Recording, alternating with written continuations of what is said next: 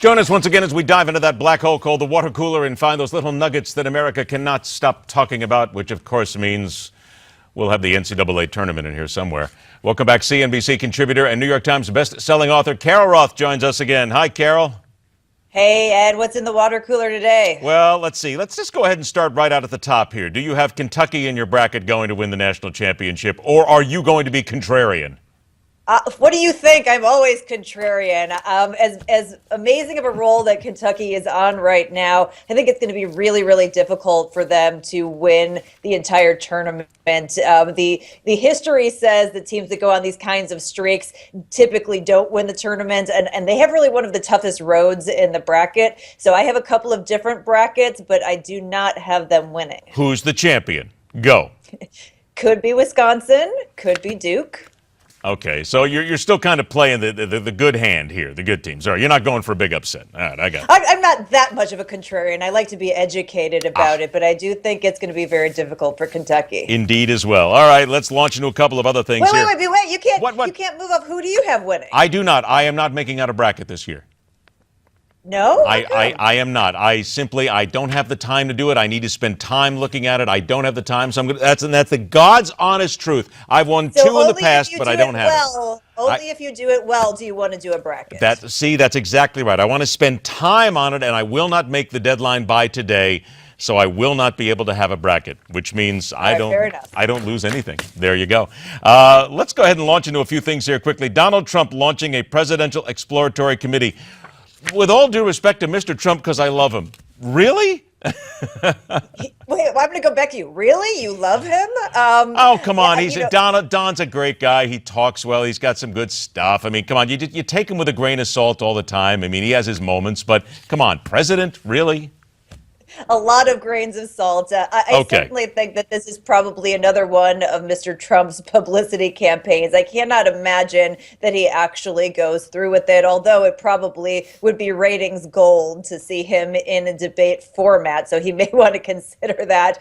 But I really have a hard time believing that he is going to go through with this. But could you imagine coming off of President Obama, then we put Donald Trump in the White House? I mean, that potentially could be the end of all American credibility. Yeah, then I may have to play the tournament and the lottery and see if I can buy that island somewhere in the South Pacific. Speaking of president, again, with all due respect, I think Ezra Klein may have been a little bit into the mushrooms here sometime recently, basically indicating that Al Gore should run for president.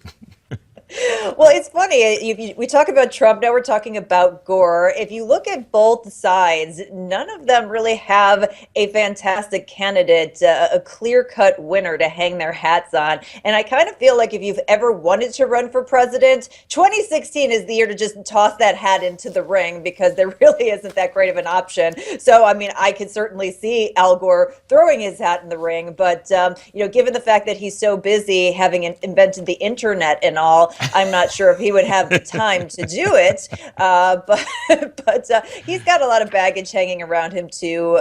Certainly hard to be fighting for the people when he is now the 1% of the 1%. He actually is wealthier than Mitt Romney after his sale of his current TV to Al Jazeera, if you can believe it, although I think that's embroiled in a lawsuit. So I think we're probably not going to see Gore, and we're probably not going to see Trump, and we're probably not going to see Kentucky. So those are my predictions so far. Okay, and the Roth Berliner ticket is probably not going to make it either. 30 seconds.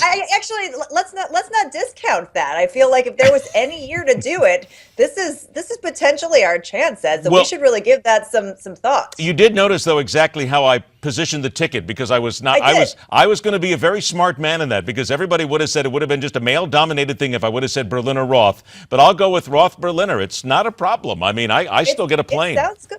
It sounds good. It sounds like a really solid ticket or an accounting firm, and I think that either one of those could work out. Oh, well, if you think about it, it's probably the same, no matter how you slice it one way or another. Right, exactly. Inside Washington. There you go. All right, now we're all out of time, Carol. We've got your picks. Always a pleasure to have you on the show. Go Kentucky for you, or Wisconsin, or whomever it's on. Roth Berliner 2016. We're in trouble. Thanks, Carol. When we come back, once more into the breach, and the one man who ensured Benjamin Netanyahu would win. We got him here.